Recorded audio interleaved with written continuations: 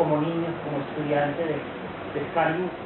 Y una de las cosas grandes que hemos tenido nosotros en la sociedad es uno poder ver cómo evolucionan las personas desde que venimos niños, como los presentes, hasta como el caso de Edward Jessel, que hemos visto cómo las personas cuando creen en el estudio, cuando creen en la disciplina, cuando creen en el amor por las ciencias del espacio, podemos llegar a estas instancias como es el caso de Edward Jessel. El título de la conferencia surgió en la última salida que tuvimos de fin de año del 2011 en el Parque Arvis. Ya el vecino había manifestado su interés, que quería hablarnos, compartirnos información de un artículo que había visto de Boyle sobre la estructura de los átomos, pero a los aviones. Yo le eché el cuento y me hizo caso y me saqué alcahueteando que tuviéramos como el límite, que saliéramos de la atmósfera. ¿Cierto? Entonces yo le planteé la idea de que habláramos de los átomos, pero a las naves espaciales. ¿Por qué? Porque les quiero comentar, cuando yo estaba en el tercer semestre de ingeniería mecánica, en la Universidad de Antioquia, nosotros damos dibujo técnico, y es un dibujo muy tenaz para dibujo mecánico. El profesor de dibujo era profesor de diseño mecánico, y en esos días había un mundo de la nanotecnología, de cosas microscópicas. Yo como niño, como un muchacho de 17, 18, 19 años, con ganas de ver una innovación, le dije a mi profesor, ahora que hay microelectrónica, circuito electrónico minúsculo, no habrá micromecánica, mecanismos pequeñitos. Él no me tiró del tercer piso porque estábamos en el primero. Me dijo que no pensaran en eso, que los ingenieros de la Antioquia o los de mantenimiento, a saber sobre lubricación y mantenimiento. Yo me quedé muy aburrido. Y ese sábado, porque era una clase sábado, me vine para acá. Y un miembro de la sociedad, al cual quiero mucho como persona, como ingeniero, al ingeniero Virgilio, en ese día tenía exactamente una revista donde hablaba de las nanotecnologías, de micromáquinas, de máquinas que en un futuro no sé si de pronto se pueden aplicar a la corriente sanguínea del ser humano y trabajan como si fueran ustedes no han visto esa maquinaria amarilla, que trabajan sacando tierra de arena. A mí me encanta trabajar esas maquinarias, pero estas maquinarias son a nivel de nanotecnología. No sé si el profesor nos va a hablar, ¿cierto? Vamos a hablar de materiales, pero quisiera que el profesor, que ese día sí me castró, bueno, me castró entre comillas porque me castró y vivía muy aburrido, pero uno ve un ingeniero como Virgilio, que me grabó la revista y yo la revelé, soy profesor. Y ese profesor de ese día, porque eso fue un sábado, yo el lunes teníamos otra clase, era el lunes, y ese profesor de ahí cambió conmigo, me trataba con respeto, porque no me dejé aplastar en ese momento de una persona que no sabía que las nanotecnologías es un boom. Ahora, yo creo que Eduardo nos va a hablar del edificio que están construyendo, que construyeron ahí al lado, aquí el famoso Ruta N. Uno de sus temas principales va a ser la nanotecnología, la construcción de nuevos materiales, ¿sí? en Medellín. De hecho, creo que las oficinas están en el API. Hay varios grupos de investigación de API que van a estar vinculados, pero no precisamente van a tener oficina ahí, porque de hecho están buscando una zona retirada de la ciudad, porque los elementos que van a tener son muy sensibles a vibraciones. Y a la contaminación, que hay en estos momentos, necesitan ambientes muy esterilizados como de la era espacial. Por eso uno ve, cuando entra esas personas donde hacen los microchips, son vestidos como si fueran unos médicos, donde la esterilización es un requisito esencial para no contaminar la construcción de los elementos. De todas maneras, decir muchas gracias por acompañarnos, muchas gracias por aceptar el cambio de nombre, y gracias por la alcahuetería. Y a ustedes también muchas gracias por acompañar a la Universidad de AFIT y actualmente estudiante de la maestría de física aplicada en la misma universidad. Mi línea de trabajo es precisamente la mecánica cuántica del estado sólido, muy aplicado desde el desarrollo de nuevos materiales.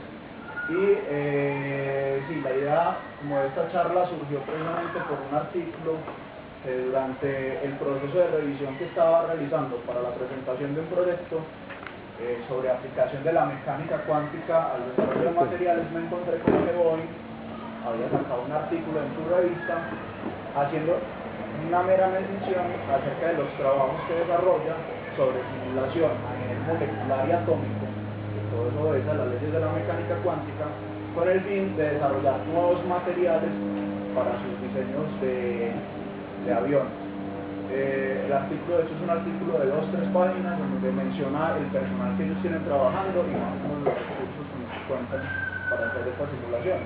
Entonces la idea era, bueno, chévere que una empresa trabaje en eso, pero entonces comuniquemos qué es lo que hay detrás de ese fondo de la investigación y desarrollo en este tipo de empresas. Ahora, igualmente esto que es válido para las empresas aéreas es igualmente válido para las empresas aeroespaciales, para este desarrollo de cohetería, estación internacional y futuros proyectos de exploración en el sistema solar. Entonces, el título de los átomos de las naves espaciales, la mecánica cuántica y la nanotecnología. ¿Qué vamos a hablar?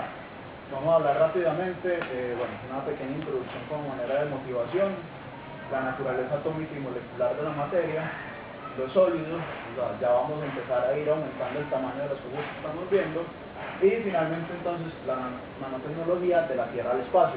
Ese grafiquito ilustra lo que ahorita el amigo Campo nos mencionaba. Esto por el momento aún es ciencia ficción, pero esperamos que no lo sea por mucho tiempo.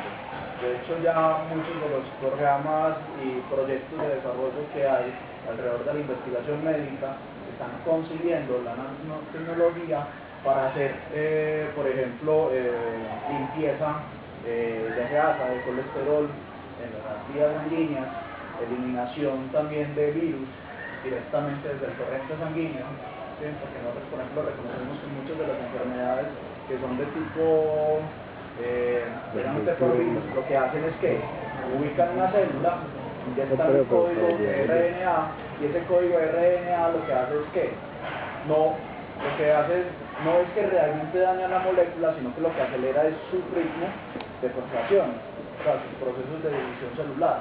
Entonces, finalmente, por ejemplo, aquí es que surgen los cánceres, son realmente procesos de crecimiento acelerado que tienen las células.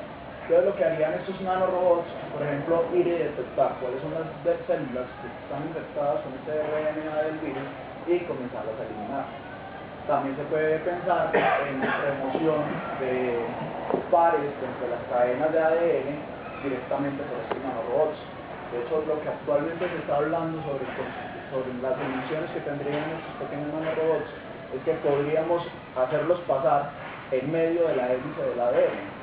Entonces son realmente pequeños y permiten un gran grado de manipulación a la hora de pensar, por ejemplo, en ingeniería genética también. Entonces, esto, como les digo, es todavía ciencia ficción, pero esperamos que no lo sea por mucho tiempo. De todas maneras, ahí la que tienen allá son mecanismos, ¿sí? Como de relojería, pero a microescala, en órdenes de nano.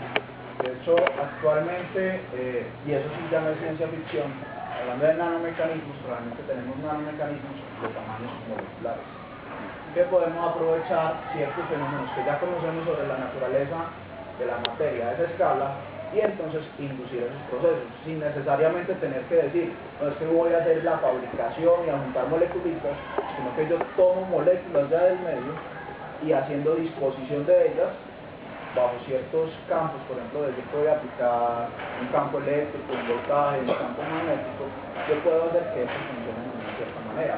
Entonces ahorita de hecho vamos a ver un video, o bueno, varios, en donde vamos a ilustrar ya algunos mecanismos funcionales. Bueno, entonces dentro de esta motivación, ¿qué queríamos ver? Primero, hacer como este paralelo. Nosotros tenemos un conjunto de cosas naturales que se distribuyen en una gran cantidad de escalas, que van a ir desde escalas nanométricas hasta escalas bastante macroscópicas, como la misma naturaleza de nuestro universo. Y si nosotros empezamos a hacer ese seguimiento, nos vamos a encontrar cómo sus dimensiones disminuyen a escala considerada, pero a pesar de su pequeña escala, su funcionalidad prevalece. Es decir, nosotros podemos encontrar estructuras, ya estamos hablando del orden de 10 a la menos, ya estamos en 10 a la menos 8 metros, ya estamos en escala de nanómetros, y todavía encontramos estructuras que tienen una función asignada. ¿Sí? No son simplemente arreglos que rondan por el espacio, sino que están cumpliendo una cadena, una función, en este caso particular, fisiológica, como las cadenas de ADN y de RNA. Nosotros también reconocemos algo, nosotros siempre hemos querido imitar a la naturaleza, y en ese mismo proceso nosotros hemos tratado de perseguir, entonces, ¿cómo logramos hacer cosas que, imitando también las escalas de la naturaleza, igualmente sigan siendo funcionales? Eso es de gran utilidad porque también se puede pensar en cosas como reemplazar muchas partes del cuerpo. Por ejemplo, podemos hacer sangre artificial, pero una de las dificultades que tiene la sangre artificial es precisamente controlar cada uno de los elementos que están asociados en todo el proceso. Particularmente nosotros tenemos el hígado, por ejemplo, que parte de su gran cantidad de hormonas intervienen sobre el flujo del torrente sanguíneo. Es como si estuviéramos considerando un modelo matemático que tuviera 116 variables. Hasta el momento reconocemos 116 hormonas precisamente en el hígado. Pero entonces, cuando nos vamos a mirar ese tipo de procesos, bueno, ¿y las hormonas qué son? Finalmente son una cantidad de moléculas agrupadas, pero a muy pequeña escala. Visualmente nosotros no podemos distinguirlas. Entonces, si nosotros tenemos la capacidad de llegar a un proceso de manipulación a esa escala, vamos a estar pensando ya en todo un proceso de producción sintética de vida humana. No precisamente desde una perspectiva posiblemente antiética como creación de vida, pero sí con el fin de hacer reproducción de elementos que sirvan para trasplantes. Y todo eso se puede manejar a esta escala. Acá en esta columna de la derecha observamos ya ese proceso de imitación que hay mucho de la naturaleza. Lo primero que encontramos son las primeras apariciones de micromecanismos. Entonces estamos hablando de escalas que son de una milésima parte de un milímetro. Miren, nosotros tenemos ahí ya piñones. Podemos efectivamente hacer pequeños motores a esa escala, que uno pueda pensar en que pueden recorrer pequeños alcantarillados, conductos, incluso, ¿por qué no?, humanos. De hecho, muchos procesos ya que nosotros hacemos se hacen es para poder hacer seguimiento sobre ciertos comportamientos en nuestro cuerpo de pequeñas pastillitas que se insertan en el cuerpo, pero no son simplemente pastillas de medicamento, sino que tienen adicional a eso pequeños dispositivos que pueden hacer filmación de nuestro organismo y dar entonces señal hacia el médico que quiera analizar el caso del paciente. Estamos hablando de cámaras entonces que tienen una dimensión inferior a 1 centímetro. Y de hecho tienen que serlo, y para eso pensar en compatibilidad con nuestro organismo precisamente para que esta no nos haga daño. Vamos reduciendo esa escala y empezamos a encontrar cosas que, por ejemplo, grandes empresas para mostrar su gran capacidad de desarrollo se dan el lujo de hacer, y es hacer ubicación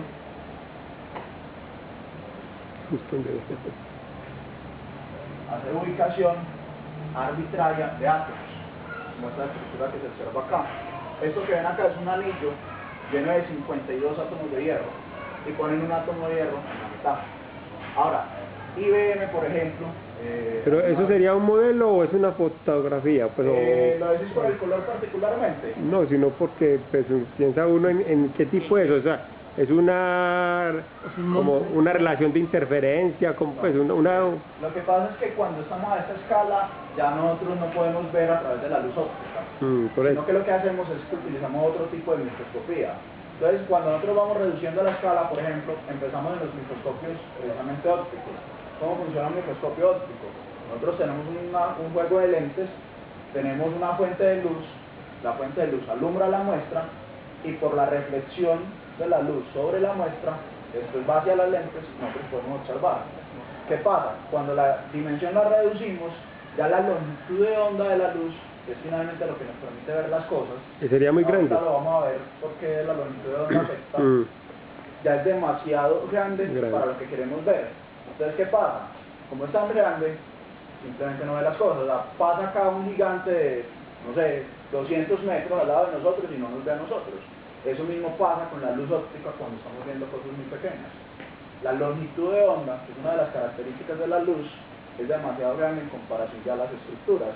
Entonces lo que hacemos es que reemplazamos esos microscopios ópticos por unos microscopios que se llaman microscopios electrónicos. ¿Cómo funcionan los microscopios electrónicos? Son un cañón en donde se hace que se emitan electrones. Esos electrones, bueno, ya de ahí de entrada, los electrones son partículas pequeñas, ¿cierto? Entonces van a ser sensibles a las estructuras, ya que la luz no puede ver, van, interaccionan con la materia y de acuerdo a los espaciecitos que hay, ella encuentra por dónde pasar o dónde rebota o empieza a interactuar de alguna manera. Finalmente nosotros vamos a ver, por ejemplo, varios tipos de electrónicos. Hay un microscopio que se llama microscopio de transmisión. El de transmisión es el que aprovecha cuando los electrones son capaces de atravesar la muestra. Entonces yo lo que tengo es un mecanismo que tensa los electrones que la atraviesan y según la manera como llegan los electrones y la energía que tienen, ya por software reconstruye cómo sería la zona por donde pasaron los electrones. Es como cuando nos muestran las imágenes que hacen por radiotelescopios. Nosotros no estamos viendo ahí realmente nada. Pero ¿qué pasa? Llega una onda gigante a esa antena y ya por software nosotros empezamos a ver, de acuerdo a las características que tiene la onda, cómo deberían ser los cuerpos que la emitieron. Exactamente estamos haciendo eso, pero a pequeña escala, con los electrones. Vemos cómo llegaron los electrones a una muestra, a una recepción, y por software reconstruimos la imagen. Pero eso es parte de un modelo matemático entonces sobre el comportamiento de los electrones en interacción con la materia. El otro tipo de microscopios electrónicos son los SEM. Los SEM ya no funcionan entonces atravesando la muestra, sino que llegan contra la muestra y se produce una retrodispersión, que es el efecto de que interactúa con la materia y se dispersan, pero hacia la fuente. E igualmente van a haber otros electrones que sufren propiamente una reflexión. Entonces finalmente, electrones que enviamos contra una placa se devuelven y nuevamente, mirando cómo son los ángulos en los que nos están llegando los electrones y para eso la energía, ¿sí? Porque, por ejemplo, yo tengo una pelotita, la tiro con una cierta energía contra la pared y dependiendo de la energía con la que yo la tire, por ejemplo, podría tener que de una vez se rebote contra mí o, por ejemplo, podría provocar una fisura en la pared y entonces ya la pelota no rebota de la misma manera contra mí. Exactamente lo mismo pasa cuando hacemos esa microscopía SEM. De acuerdo a la energía que tengan los electrones y a la resistencia del material, ellos van a rebotar o no de cierta manera. Y con software nuevamente reconstruimos la imagen. Ahora, esta imagen que hay acá es todavía más pequeña. Con los microscopios electrónicos no podemos hacerlo. Ya aparecen una serie de microscopios que se llaman microscopios de fuerza atómica. Los microscopios de fuerza atómica son el máximo de la nanotecnología aplicada a la observación. ¿Quién está observando lo que hay en la muestra? Son los átomos. Tenemos puntas, ahorita les muestro una imagen, tan delgadas que su bordecito es literalmente un átomo. Acercamos la punta y como lo que tenemos es entonces el átomo con su nube de electrones, los electrones empiezan a sentir la repulsión de los electrones que hay también en la muestra. Ya midiendo la repulsión, nosotros somos capaces de medir entonces cuáles son las alturas, porque de acuerdo a esa fuerza que nosotros podemos relacionar, por ejemplo, de acuerdo a la ley de Coulomb, relacionada a las cargas y la distancia, entonces nosotros ya podemos decir, bueno, esta parte está más baja, porque tuve que bajar más para poder sentir la repulsión, en cambio esta me está repeliendo mucho más fuerte, entonces quiere decir que es más alta. Esta imagen fue reconstruida de esa manera, a partir de un microscopio de fuerza atómica, que es lo que es, acercamos átomos y vemos cómo se mueven los átomos. Eso es. ¿Sí? Ya los colores se hace para homogeneizar una escala para poder hacer indicación de la altura o de la fuerza de repulsión. Pero eso es una imagen, comillas, real, a través de ojos que no son ópticos. ¿Sí? Bueno, podemos continuar. Viendo allá la esfera del Book, la Book Bulb, ¿cierto? Que es, creo que carbono 60. Sí. El carbono 60 que es, pues, que lo asimilan a un balón de fútbol, pues, el boom del fútbol. Pero con eso hacen los nanotubos. Bueno, el proceso es que los mismos, nosotros tenemos que el carbono presenta formas alotrópicas. ¿Qué es una forma alotrópica? Las formas alotrópicas es que cuando nosotros cogemos átomos de una misma especie, esos átomos de una misma especie yo los puedo armar de distintas maneras, ¿sí? Entonces vamos a presentar formas particulares para el caso del carbono. Por ejemplo, ¿de qué está hecho la mina de los lápices con los que escribimos? Grafito. Eso es el grafito. ¿Y qué es el grafito? El grafito son capas de carbono apiladas entre sí. De un solo átomo de grosor, que sería el grafeno. Sí, exactamente. Entonces, por ejemplo, cuando nosotros escribimos, la razón por la cual podemos escribir es que como son capas que se pueden soltar fácilmente, nosotros cuando escribimos lo que pasa es que está soltando el grafeno, por así decirlo. Están deslizando Pues, capas y de hecho varias capas a la vez de grafeno, pues. sobre el papel, y eso es lo que hace. Pero el grafito no es la única forma alotrópica que presenta, existen varias. También está el diamante. El diamante es puro carbón también, pero el diamante, su estructura, en la forma como se organizan los átomos, es un octaedro, o sea, son dos pirámides cuadradas, una opuesta a la otra. Esa misma estructura es lo que le da la dureza que caracteriza al diamante. Eso es algo que vamos a mencionar acá. A estas escalas, la geometría, o sea, la forma como ponemos los átomos, va a determinar cómo es o no un material, así tenga la misma especie atómica. Entonces no basta con saber si algo es carbono, por ejemplo, para decir si es suave, duro, conductor o Porque no. serían los dos extremos, el diamante y el grafito están casi que en el 10 y el 1. Exactamente. Y es la misma especie atómica. Entonces, ¿cuáles son las variables que realmente nos interesan? Ahorita vamos a entender por qué eso nos está afectando. Adicional, entonces, al diamante y al grafito, tenemos de por sí la denominación del carbono mineral. Y aparecen otros 3 especies alotrópicas que se llaman especies nanoestructuradas. Las especies nanoestructuradas es precisamente porque se caracterizan por tamaños a nanoescala. Los buckyballs nosotros no los podemos ver. De hecho, como ya Campo dijo, es carbono 60. O sea, para de contar, no le sume más átomos para formar una estrellita más grande. De hecho, si la formamos más grande va a ser inestable y vuelve y se desarma. Esos buckyballs tienen alrededor de 8 angstroms de diámetro. A esa escala estamos hablando. Los nanotubos son también carbono. ¿Pero qué es? Es como decíamos, el grafito son capas de carbono. Esas capas de carbono son lo que realmente nosotros llamamos grafeno. Y el nanotubo se forma cuando cogemos esas capas de grafeno y las enrollamos. Y ahí formamos un nanotubo. El diámetro que tiene ese nanotubo está alrededor de los 5 a 13 angstroms. Y el largo, los característicos, pueden ir hasta 100 angstroms. Nuevamente estamos hablando de piezas que visualmente no son accesibles. Y leyendo ahí la literatura, decían que esos nanotubos, ¿cierto?, son tan resistentes, de igual o más que hilitos de acero. Sí. Mucho más que hacer. Y de hecho, pues, por eso viendo la imagen, porque me acordé de lo que había leído, y estando en una charla que hubo hace como 6, 7 años, en la Universidad Politécnica de Tokio, gente trabajando en los nanotubos con ese carbono 60 para desarrollar los ascensores espaciales, que es una idea por allá loca que De hecho, ahorita hacer vamos a ver que entre algunos hacer el hilo, pues, están ¿no? utilizando ya la ingeniería aeroespacial, Para es que hacer se utilizan las fibras poliméricas reforzadas con nanotubos. precisamente para aumentar la dureza de la fibra. Pero la idea es hacer ascensor espacial, pues tiene la Politécnica de Tokio, trabajando en nanotubos y haciendo pues experimentos, y haciendo ya como pues el experimento del ascensor. Y bueno, ¿Cómo es la idea del ascensor? A la idea del ascensor es hacer un cable y aquí hasta la Pero, de aquí, pero no es entre varios niveles, no desde la Tierra, sí. es desde la Tierra. lo que pasa es que quiere que la Desde tierra órbita al del espacio. cuerpo Sea geoestacionaria. Exacto. de tal manera que entonces no sufra tensiones Sí, el exacto. ascensor y siempre podamos tener una línea recta. Exacto. Esa es la condición que requiere. Pero sería aquí clavada pues en tierra. Sería sólida. clavada en tierra. Porque yo había visto en varios niveles, o sea, para subir de una órbita a otra, por No, ejemplo. es un cable. En paracaídas, el problema es la velocidad de la estación. Entonces, para subir más problemas y la desintegración y todo eso, en cambio, si ves el ascensor, que siempre está rodando a la misma velocidad de la Tierra, se puede incluso hacer, por ejemplo, ese sistema. Y es una idea muy pues innovadora y muy interesante pues de los japoneses.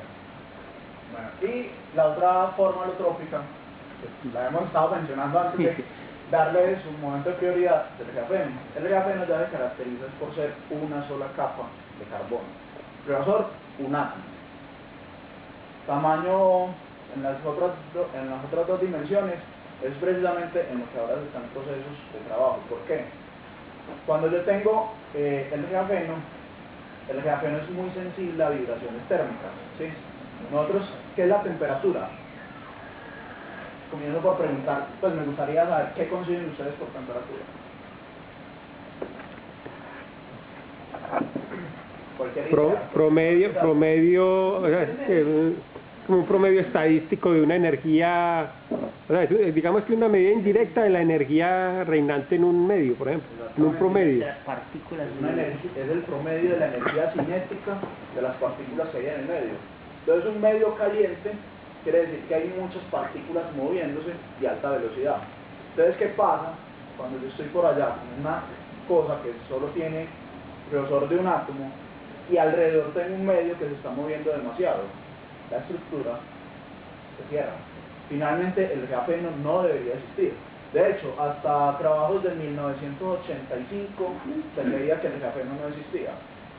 Después del 85, que fue cuando ya empezaron a aparecer los nanotubos, bueno, el nanotubo fue en el 91, el buquibol fue en el 86, empezaron como a conseguir de pronto la posibilidad de que pudiese existir el grafeno. Pero tuvimos que esperar precisamente hasta 2004, que fue con el descubrimiento que hicieron estos dos profesores de la Universidad de Manchester, de que el grafeno efectivamente existía. Pero todos los trabajos clásicos acerca de estructuras bidimensionales decían que por efecto de las vibraciones térmicas, estructuras 2D no deberían existir en la naturaleza. Entonces eso, digamos que es una de las tantas cosas que causó conmoción y ameritó el premio Nobel para estos dos investigadores, y es que descubrieron algo que aparentemente no debería existir en la naturaleza. Y que adicional a eso tiene unas propiedades bastante peculiares que permiten pensar en todo un desarrollo potencial alrededor de la industria, y entre esas industrias favorecidas está precisamente la industria aeroespacial. Porque entre otras cosas crea que son estructuras autolubricantes. Sí. Presentan varias particularidades, entre esas también es una estructura que se permite autorrefrigerar. Para el caso de los computadores de alto rendimiento, y relacionándolos también con los computadores que ya estamos mencionando incluso comercialmente, porque ya el año pasado se dio el primer computador comercial de este tipo, los computadores cuánticos, el grafeno permite autorrefrigerarse y entonces permitía mayores flujos de información sin implicar el calentamiento de los procesadores. Que recordemos que finalmente una de las limitaciones que nosotros tenemos que jugar cuando pensamos en los computadores es el calentamiento que se da por el procesamiento, que no es simplemente el hecho de corriente, la información también calienta. Entonces cuando yo pienso en concentrar sobre pequeñas zonas de información, eso está produciendo algo que es un concepto de la física que se llama entropía. Y la entropía está relacionada precisamente también con la pérdida de energía. Cuando nosotros hablamos de pérdida de energía, estamos hablando no es que la energía desaparece, porque recordemos que siempre nos han dicho, la energía no se queda ni se destruye, sino que se transforma. Lo que pasa es que se está volviendo en una forma de energía que no podemos aprovechar al máximo, que es calor. Entonces una de las limitaciones que tenemos con el cómputo es precisamente la situación con el refrigeramiento, y el grafeno permite solucionarla. Además de que como también tiene propiedades de conductividad eléctrica, también entonces nos permite pensar ahí hacer el circuito, el procesamiento, entonces tenemos todo solucionado con un solo material. Y para eso lo podemos meter, por ejemplo, en la ropa o en los recubrimientos de las naves, y tenemos un sistema integrado inteligente en los materiales. Bueno, entonces continuemos todavía con la parte de la motivación. La mecánica cuántica. Toda esta investigación que están haciendo en este momento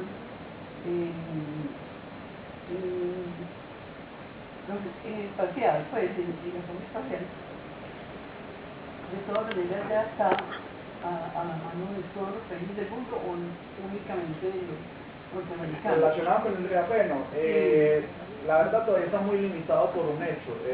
La producción del grafeno resulta bastante costosa. Entonces, ahorita más que todo lo está trabajando Estados Unidos, Inglaterra, Francia, Alemania y Japón. Entonces son como los principales representantes de todas estas investigaciones en grafeno, pero debido a los mismos costos que representa esta producción. Entre otras porque lo que resulta costoso allí es que como el grafeno es tan inestable, necesitan procesos bastante limpios, bastante estables, bajas temperaturas, para evitar que el grafeno se les convierta en otra cosa, como lo que les decía ahorita. Cuando yo enrollo el grafeno, que es lo más posible, se forma un nanotubo. Y si fuera eso no soy capaz de mantener el nanotubo estable, el nanotubo va a formar un buquibol. El otro nombre de los buquibols son los fullerenos. Que tengamos en cuenta también los conceptos. Pero sí, más que todo esos serían los principales exponentes de las investigaciones acerca de grafeno, en términos experimentales. Ya en términos teóricos, es un campo mucho más abordable a nivel mundial. Pues de hecho, particularmente, allá en EAFIT estamos trabajando con esto. Mi trabajo de grado fue en simulación de efectos cuánticos en el grafeno. Tratamos de seguir unas líneas de investigación relacionadas con ese material. ¿Tienes posibilidad de trabajar con y este que es a ver, EAFIT en este momento está trabajando en unos convenios con el Instituto Tecnológico de Aviación de Brasil para poder mediar una relación entre el desarrollo de nuevos materiales aplicados a la industria, particularmente con ellos. Entonces, se va dando como ese tipo de posibilidades. Bueno, la mecánica cuántica. Ya con lo que hemos dicho, no se nos hace raro que aparezca este título acá. Finalmente lo que estamos hablando es de una manipulación a escala de átomos y moléculas. A esta escala aparecen dos ecuaciones principalmente que modelan todos los fenómenos físicos. Una es la ecuación de Schrödinger, que es esta belleza que hay acá, y la otra se llama la ecuación de Dirac, que la vamos a mostrar ahorita a continuación. Alrededor de esto, recién surge la mecánica cuántica, aparecen serios problemas en la interpretación. Finalmente es un choque contra lo que nosotros concebíamos como el sentido común, porque nos vienen a hablar, por ejemplo, de que las cosas no están en un solo sitio, de que nosotros no sabemos qué medida tienen las cosas, y entonces eso empieza de hecho a alimentar otra serie de pensamientos como los pensamientos del New Age, y aparecen cosas como, bueno, el don de la ubicuidad realmente es un don que nos da la mecánica cuántica. Yo puedo tener varias cosas en muchos sitios mientras no las estén viendo, pero cuando nos ven, estamos en el sitio que nos vieron, los demás se desaparecieron. Entonces eso incluso llevó a que muchos físicos de la época hicieran una sátira contra la mecánica cuántica, que es la que muchos conocemos como la paradoja del gato de Schrödinger. Esa paradoja menciona lo siguiente: yo tengo una caja cerrada. En esa caja cerrada hay un gato, hay un plato con veneno, hay un martillo, el martillo está amarrado con una cuerdita y tengo un átomo radioactivo. ¿Qué pasa? ¿Cómo es la historia? Como el átomo es radioactivo, empieza a emitir neutrones, que es parte del proceso de desintegración que tienen estos. Los neutrones pues, tienen martillo, entonces la torsión va a desgastar la cuerda. Si la cuerda se desgasta y se rompe, el martillo cae. El martillo se encuentra sobre el plato de veneno. Entonces, si el martillo cae, golpea el plato y el veneno se riega. Y si una sola gota de veneno toca el gato se muere. La caja está cerrada. Y yo les pregunto, ¿cómo está el gato? La respuesta que darían ustedes, ¿cuál sería? ¿Qué ¿Vivo o pensarían muerto? ustedes? ¿Está vivo o está muerto? No. Depende de la situación del... Resulta que la mecánica cuántica respondería: está vivo y muerto. Los dos estados Son posibles. son posibles y están al tiempo. La única forma de tener uno solo es lo que en la mecánica cuántica llaman colapsar el sistema. ¿Qué es colapsar el sistema? Es medirlo, es verlo. Entonces en este caso, ¿cómo lo haríamos? Abrimos la caja y después de que abrimos la caja colapsamos el sistema. Entonces ya nos damos de cuenta de que el pobre gato está muerto, pues está jugando todavía. Pero mientras la caja esté cerrada, se encuentra vivo y muerto al mismo tiempo. Eso choca inmediatamente con el sentido común, pero la naturaleza funciona de la forma. Y experimentalmente se ha evidenciado de muchas maneras. Hay un famoso experimento que primero surge con la luz y que después es aplicado a la materia, que es el experimento de Young. ¿Qué es el experimento de Young? Yo tengo un panel con dos huequitos, tengo en la parte de atrás una placa que cuando es incidida por la luz o por la materia deja marquitas. Y tengo un láser. Yo prendo el láser, tengo acá las dos rendillitas, y lo que voy a ver en la pantalla es que se forma un patrón, brillante, oscuro, brillante, oscuro. ¿Qué indica eso? Que es como si hubiera salido del láser una onda. Como es una onda, puede pasar por las dos rendijas al mismo tiempo. Cuando pasa por las dos rendijas, cada una se comporta como si fuera nuevamente una fuente nueva, entonces salen dos ondas. ¿Qué pasa con las ondas?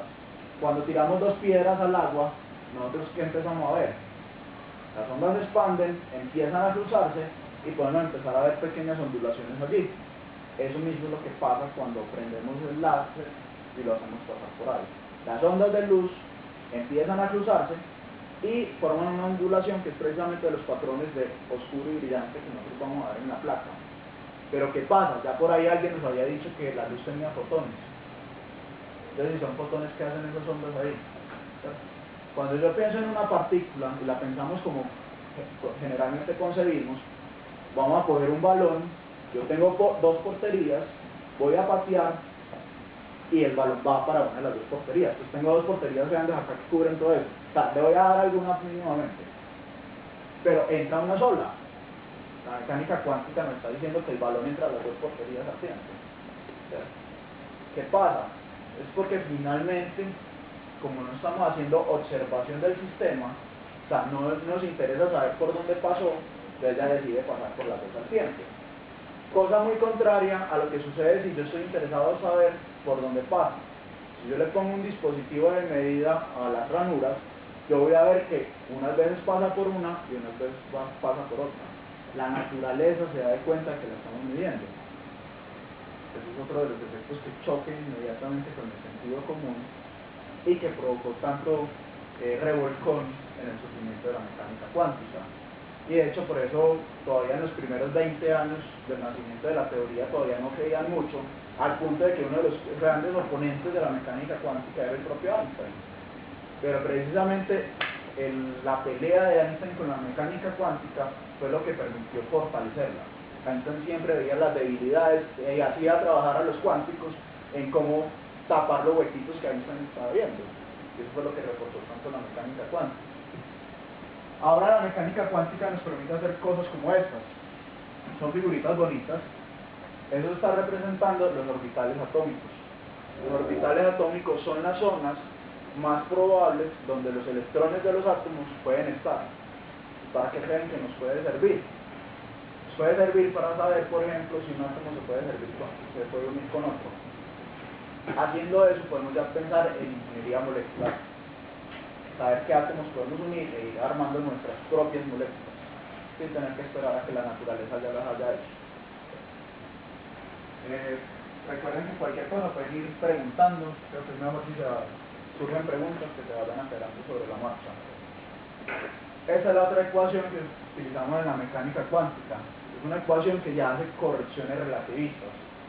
Resulta que nosotros en la naturaleza atómica tenemos un hecho.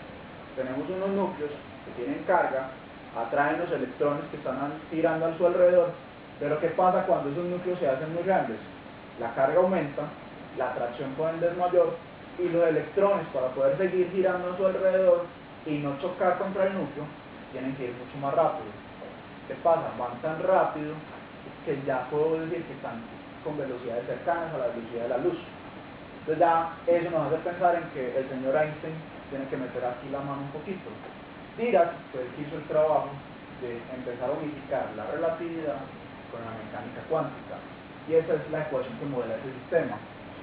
No entraremos en detalle, de hecho tiene una serie de cosas conceptuales que nos implica pensar en 4 dimensiones ya, no solamente espacio y tiempo, sino que esas letras griegas que ven ahí es lo que en la mecánica cuántica llaman funciones de onda, que es lo que representa, por ejemplo, en el caso del gato, la función de onda viva y la función de onda muerta. O sea, son los estados de la naturaleza.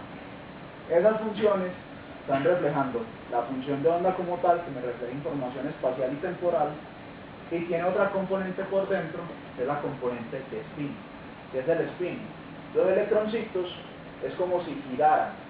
realmente no gira. O sea, no vayan a decirle a nadie que el electrón gira. Pero en la física decimos que gira y le ponemos un ejecito. Y ese ejecito nos sirve para hablar del campo magnético que está asociado a los electrones. Y esa información está incluida ahí. Entonces pues, no vamos a entrar en mucho detalle de lo que representa. Pero ¿por qué es importante? Porque materiales como el grafeno resulta que tienen un comportamiento relativista. Y no precisamente porque los electrones vayan muy rápido, es una peculiaridad que tienen, sino que la forma como se unen los átomos de carbono hace que el comportamiento sea como si hubiera un efecto relativista. Y hace que, otra cosa, como si hubiera una velocidad de la luz más bajita. La luz no es que se va viajando más lento, sino que el efecto sobre los cuales aprecian los efectos relativistas se da una velocidad que es 300 veces menor a la velocidad de la luz. Ya sobre esa velocidad estamos apreciando los efectos que deberían verse en condiciones normales a la velocidad de la luz, pero acá lo estamos viendo 300 veces menor. Eso pues es una simplificación de una malla más grande de grafeno. En este caso, con la ecuación de Dirac, solo se llega hasta la cuarta dimensión, o esta permite también pasar a lo que se estudia hoy en día en cuántica, también se pasa en cuarta dimensión. La ecuación de Dirac está concebida para 4 dimensiones. Solo para 4. Vos podés trabajarla 1, 2, 3, 4 dimensiones. Hasta ahí, Y tiene otra particularidad, es que la ecuación de Dirac funciona para partículas que tengan spin un medio. ¿Qué partículas tienen spin un medio? Primero, las partículas tienen dos tipos. Son las partículas bosónicas, que son las partículas que median la interacción de las fuerzas, como por ejemplo el fotón, que media el electromagnetismo, las W y la Z, que median la fuerza débil, los gluones, que median la fuerza fuerte, y los gravitones, la hipotética partícula que media la gravitación. Esos tienen spin entero y se llaman bosones. El bosón de Higgs, el famoso bosón de Higgs, también es un bosón, particular es el bosón de spin cero. Y al bosón de Higgs, por ejemplo, lo medio una ecuación que se llama la ecuación de Ken-Gordon. En el caso de los fermiones, que son las partículas que tienen spin sobre 2, hay varias. Están las partículas que tienen un spin medio, como los electrones y los protones. Entonces, si yo tengo fermiones que no son ni electrones, ni protones, ni neutrones, ya no me sirve la ecuación de Dirac, sino que ya tengo que pasar a otra ecuación. Por ejemplo, la ecuación de se llama la ecuación de Rarita-Swingle, que es la que sirve para los spines de 3 medios. Y hay una ecuación más general de donde se pueden deducir todas las demás. Aquí podemos continuar y vamos mencionando. Entonces, ya cuando estamos de la mecánica cuántica y empezamos a ascender, nos encontramos ya con la ciencia de materiales. La ciencia de materiales ya lo que le interesa no es esas cosas que pasan por allá tan abajo, sino ya eso como lo estamos viendo nosotros acá. Empezamos a detallar un poco más sobre cómo se organizan los átomos, pero no sobre sus moléculas, sino ya cuando se unen en cantidades mucho más grandes, y es lo que llamamos nosotros como cristales. Esos figuritos que vemos ahí son cristales de cloruro de sodio. Los átomos grandes que ven son los del cloro, los chiquiticos más oscuros son el átomo de sodio. Así es la sal de cocina, así se organizan los átomos. El paradigma común de la ciencia de materiales, un laboratorio, allá mezclando cositas, ensayo y error, a lo que sale y después vemos a ver si sirve o no. Y un poco cómo ese paradigma empieza a cambiar, asistiéndonos más desde la parte de la modelación matemática, la modelación computacional, y después de que ya estamos seguros porque la matemática y los computadores nos dijeron, funciona, vamos al laboratorio y lo hacemos, que ya el porcentaje de error va a ser mínimo. ¿Sí? Eso sí lo vamos a mencionar avanzando. Entonces, acá hacemos claridad entonces de qué es lo que nosotros concebimos como materia. Realmente la materia en sus escalas más pequeñas está conformada por átomos que tienen esas bolitas rojas y azulitas que son protones y neutrones que forman el núcleo y los electrones girando a su alrededor. Vamos a notar algo: la mayoría de las propiedades que nosotros observamos de la naturaleza, los verdaderos responsables son esos pequeñitos, no el núcleo, son los electrones los responsables de la mayoría de cosas que nosotros observamos. Y como les mostraba ahorita con los dibujitos de los orbitales, acá lo podemos empezar a apreciar un poco. acá ya estamos uniendo moléculas, formando moléculas, uniendo los átomos. Y estas bolitas acá, azulitas, reflejan cómo los electrones de un átomo a otro empiezan a desplazarse. Eso es lo que permite la unión de los átomos entre las moléculas. Y es que sus electrones son compartidos. Es lo que uno estudia en bachillerato de enlace covalente o enlace iónico. Covalente, el iónico, el metálico, que también nos lo mencionan por allá en el colegio, y es muy particular cuando vamos a analizar la conducción eléctrica en los metales. Estábamos trabajando con cobre y oro hace 2 años sobre propiedades magnéticas, diseñando moléculas de alto spin, alto magnetismo. Laura tiene una pregunta. No sé si se sabe por qué si los protones son carga positiva y los electrones son de carga negativa, porque no se chocan. Eso es porque finalmente nosotros tenemos un fenómeno ahí que es similar cuando tenemos la gravedad. Por ejemplo, si la gravedad atrae los cuerpos con masa, la Tierra es masa, la Luna es masa, nosotros deberíamos esperar entonces que la Luna choque contra la Tierra, pero no lo hace.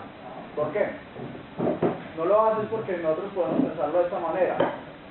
¿Qué pasa cuando nosotros nos hacemos acá, ponemos una pelotica y la lanzamos? La lanzamos muy suave, cae al piso. Lancémosla un poquito más duro, va a caer más lejos. Otro poquito, más lejos, pero lancémosla ahora extremadamente duro. ¿Qué va a pasar?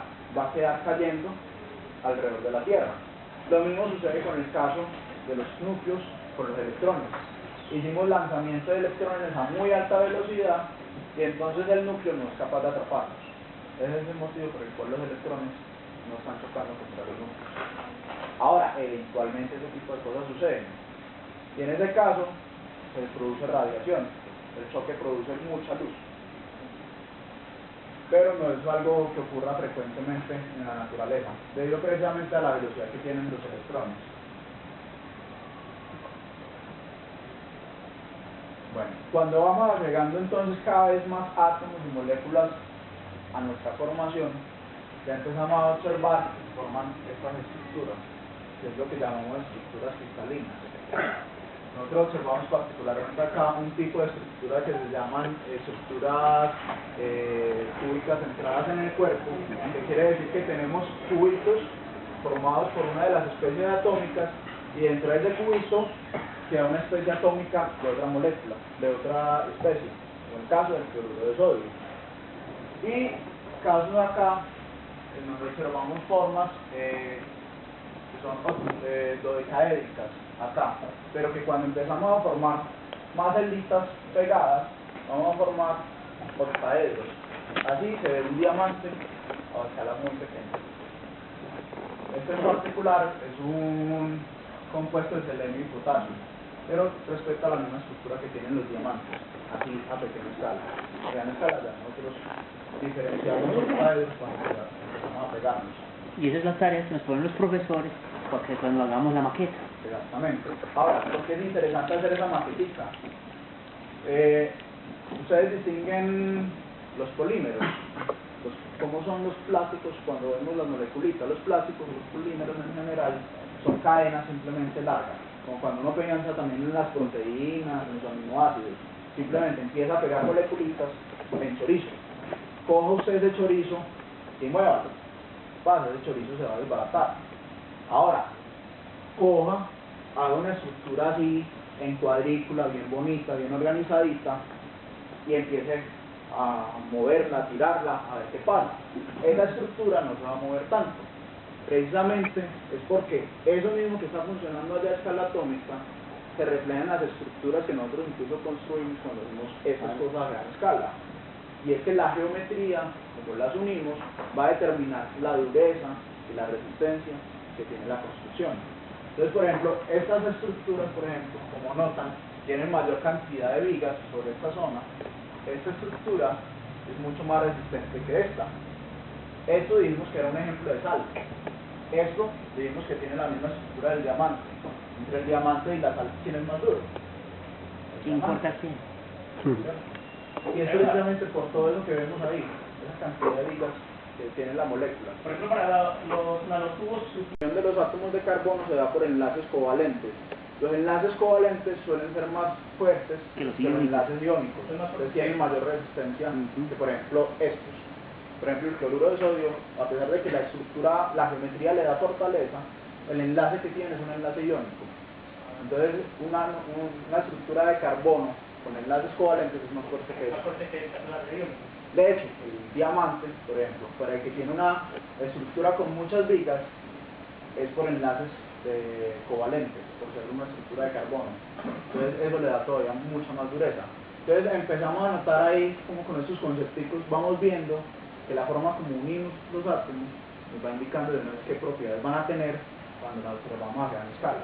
Y eso es precisamente lo que la ciencia de materiales y los ingenieros que trabajan en industrias tan amplias y que requieren de gran precisión como la industria aeroespacial empiezan a aprovechar.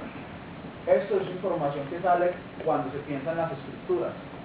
Uno pone esas funciones de onda que mencionábamos ahorita, que las funciones de onda no son más que electrones moviéndose en el espacio, y uno puede ver una relación de cómo va cambiando la energía del electrón mientras se mueve en ese espacio.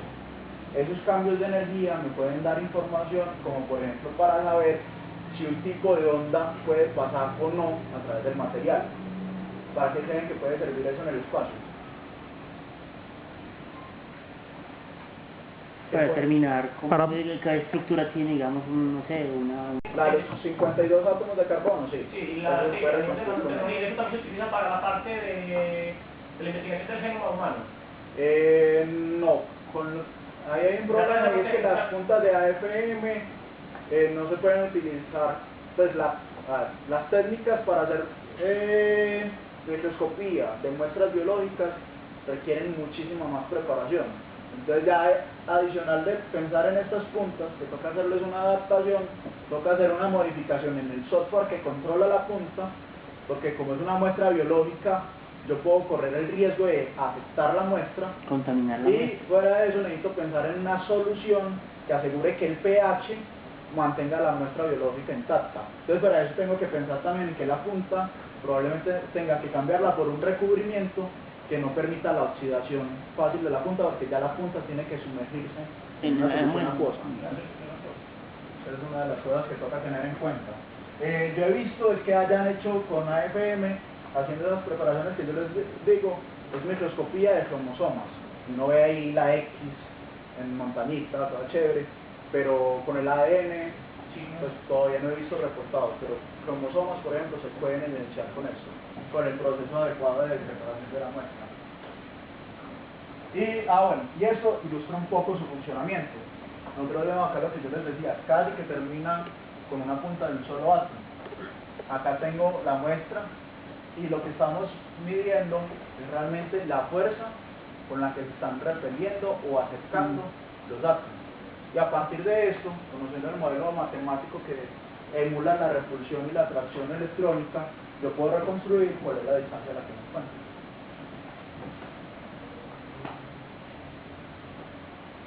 Ya entrando un poco más en materia, pero primero tocaba contextualizar por qué podemos hacer nanotecnología. Empezamos a encontrar cosas como estas.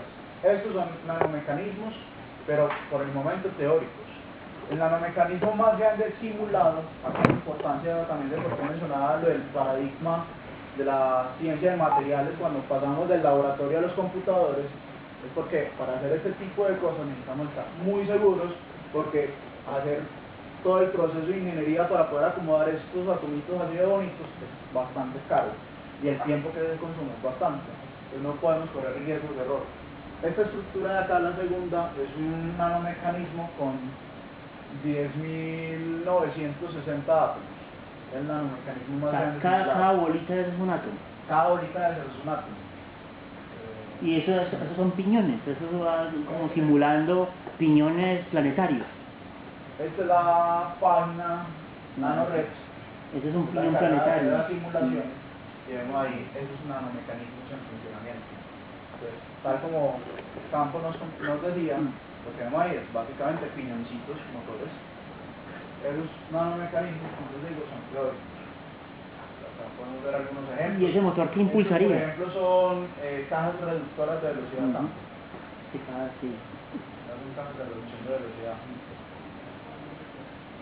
Acá, por ejemplo, para acoplamiento de ejes. ¿Verdad? ¿Sí?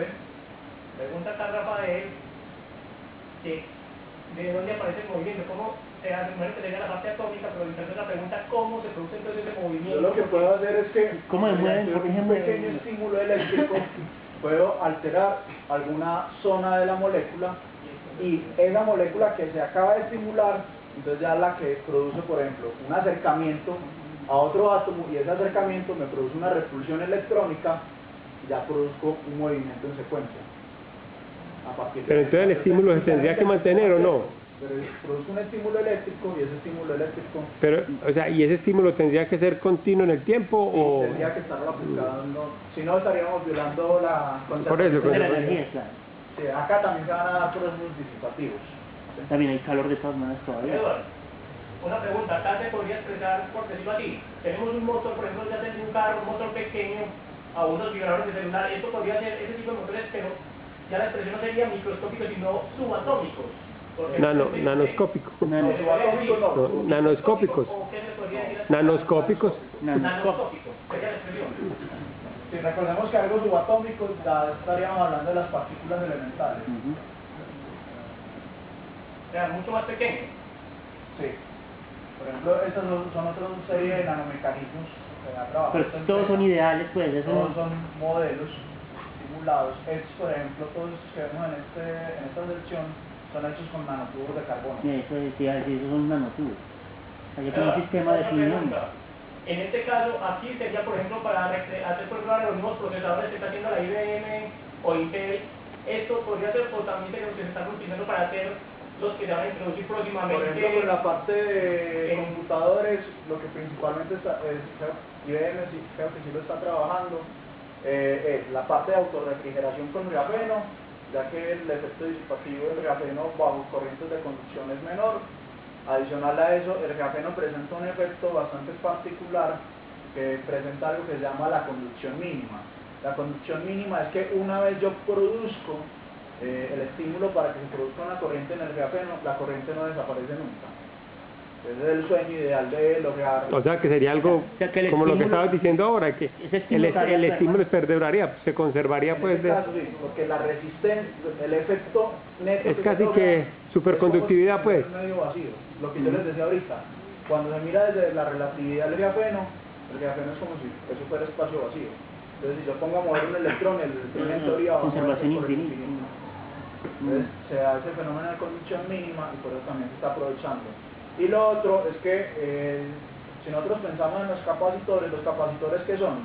Los capacitores son unas plaquitas paralelas en donde yo en Que medio conservan un tengo potencial material, eléctrico. genera un potencial eléctrico y puedo aumentar ese potencial eléctrico entre más cerca esté. Con el grafeno puedo hacer capacitores Más pequeñitos, claro. Sí, O sea, más altos. con un átomo de diferencia, pues. Entonces, por último, me imagino que esto no da nada que ver con la parte tampoco del DNA o tipo de ADN para los mecanismos que van a introducir próximamente la medicina que trabajamos para meter, digamos, un motorcito en las venas para ir a limpiar, por ejemplo, una vena. Esto Pero, sería parte de la sí, ingeniería. O sea, esto funcionaría así porque eso- porque serían como, eso funcionaría como en bombas. Eso hace parte de microbombas Sí. inyectadas en el corriente sanguínea para que, no sé, tengan una aplicación especial de destapar venas, arterias.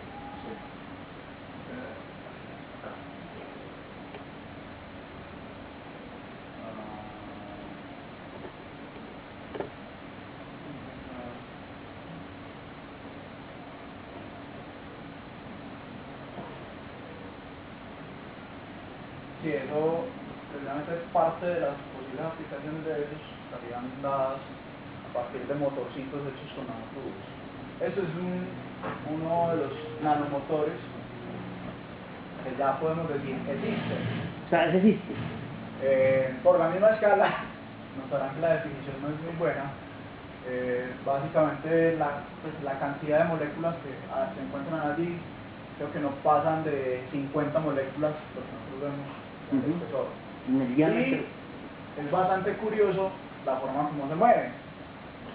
Los motores clásicos nosotros pensamos que ponemos un estímulo eléctrico, ese estímulo eléctrico lo que produce es un campo magnético, y el campo magnético, cuando yo tengo una espira con corriente, un cablecito con corriente, como los cables con corriente también producen campo magnético, es que aparece una fuerza. Entonces esa fuerza va a hacer que el que no está sujeto, en este caso sería entonces el rotor, el motor, el eje, empieza a girar. Así funciona un motor. En este caso, nosotros lo que estamos viendo es un motor que funciona con luz. La luz está compuesta por fotones, tienen energía, de acuerdo a lo que nos enseñó Einstein con su descubrimiento de la explicación del efecto fotoeléctrico. Entonces, ¿qué pasa? Llegan los fotones, chocan con la estructura y esa energía que da el fotón es capaz de hacer mover esta estructura. Acá el movimiento lo están haciendo iluminando con láser. O sea, el láser ilumina la estructura y la estructura empieza a girar. Debido a eso. Y lo otro es que cuando nosotros podemos pensar que se hacen motores con nanotubos, los nanotubos de carbón tienen una particularidad especial. Los nanotubos son lo más cercano a tener una estructura con aprovechamiento del 100% de la energía. Los nanotubos de carbón son la estructura más oscura que conocemos. Todas las casas, el dato creo que es como el 99.85% de la luz que le llega al nanotubo es absorbida por él. Entonces todo eso se puede ver ahí lo que hemos venido diciendo sobre el In modern technology, or in particular the computer industry, there's a real drive to make devices even smaller than they currently are. This means the individual parts of these machines will have to be extremely small. This is giving rise to a new field called nanoscience or nanotechnology. It is this field that has captured our attention in the Sykes Group at Tufts University. One of the goals of nanoscience is to use it to find ways of making all these different types of molecules hide. Let's have Aaron explain how STM works. Surface separation. Voltage is applied between the tip and the surface. Electrons will tunnel, brought within a few nanometers of a conductor surface. If a voltage is applied between the tip and the surface, electrons will tunnel between the two. This electron tunneling creates a current which is exponentially related to the surface separation. This means that even small changes in the tip surface separation will create large changes in the observable tunneling current. And it is these changes in the tunneling current that we monitor and ultimately give us a picture of the surface under investigation. The STM is housed in an ultra-high density.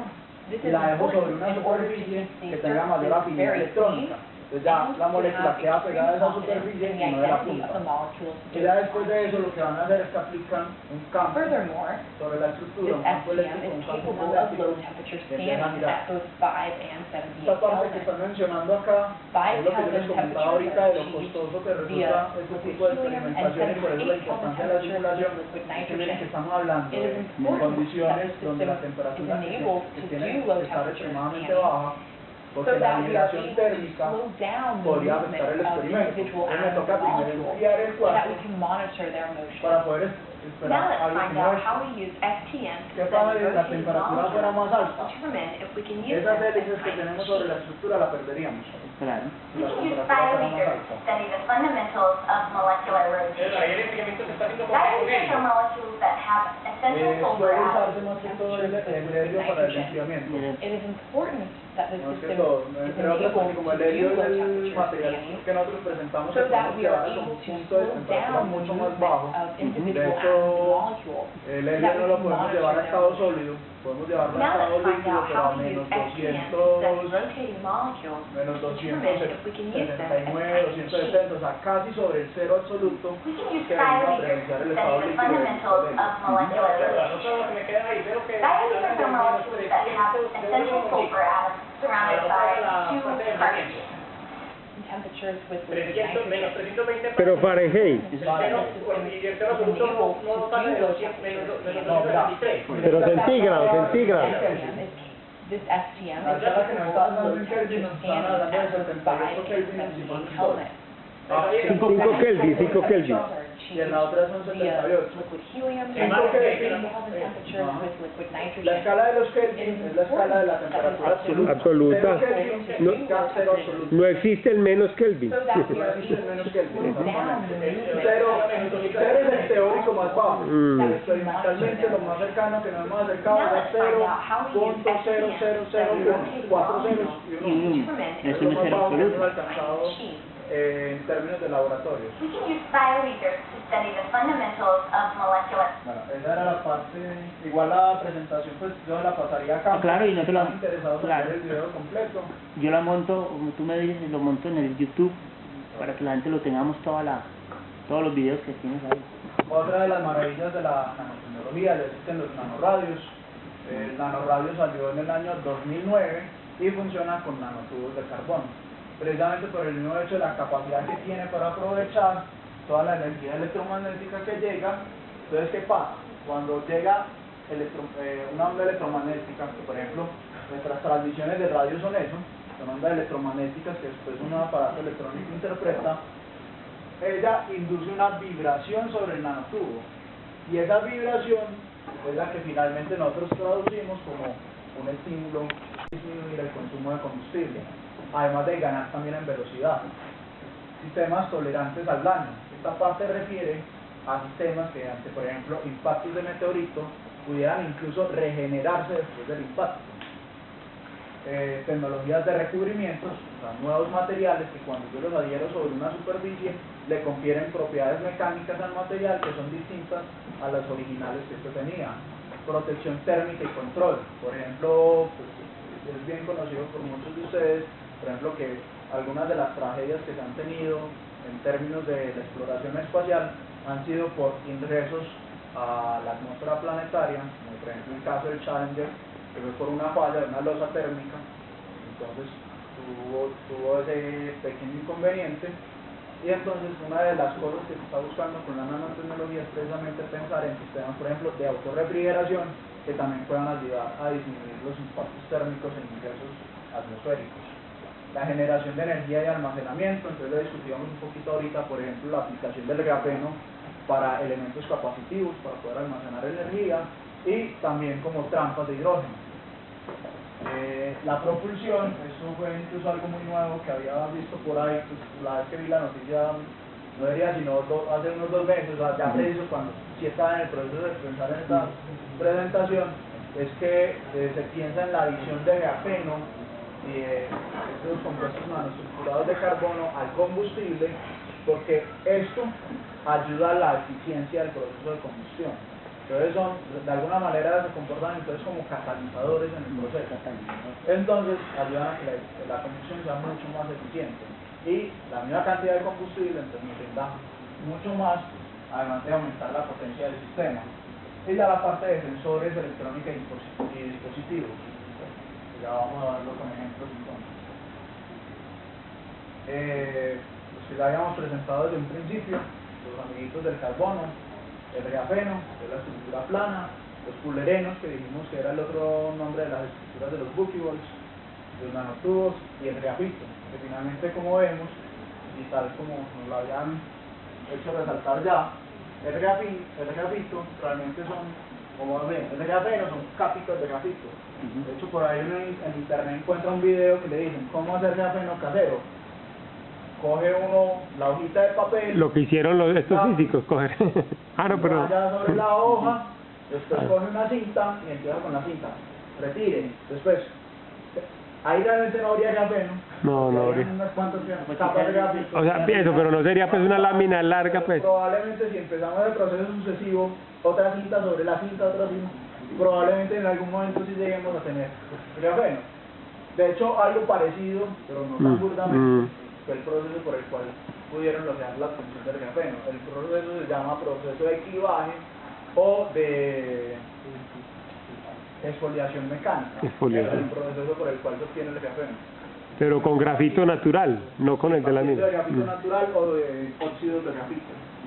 Eso para los más jovencitos que tenemos acá, ahí el grafeno es lo que se utiliza en este caso para las puntas del lápiz o del No, portamina. el grafito es el de las puntas. El de las puntas, el grafito. Y el grafeno se refiere Y el grafeno El grafito sería una laminita de grafito. Exactamente.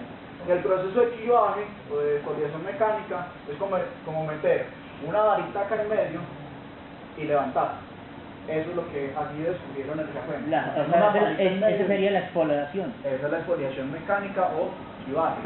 Existen otros procesos también para obtención de grafeno ya, pero el proceso precursor es precisamente el proceso de clivaje. Entonces ya todo eso cómo lo podemos utilizar. Pensando en las estructuras que sean tolerantes al daño, aparecen una serie de materiales donde podemos pensar en nanocosturas. Esas nanocosturas son capas de material que nosotros podemos tener unidas, por ejemplo, a través de nanotubos de carbono. Esas costuritas, precisamente que nosotros observamos, hacen referencia a nanotubos. Entonces tenemos capas de material que cuando sufren esfuerzos, por ejemplo, un esfuerzo producido por un proceso similar al de clivaje, esas nanocosturas van a ejercer una tensión para tender nuevamente a retraer las capas que se estaban abriendo y así evitar esfuerzos frontales sobre las estructuras. Tenemos también procesos de autorreparación. No pude encontrar una imagen realmente ilustrativa de lo que sucede en el fenómeno, pero más o menos el concepto sí es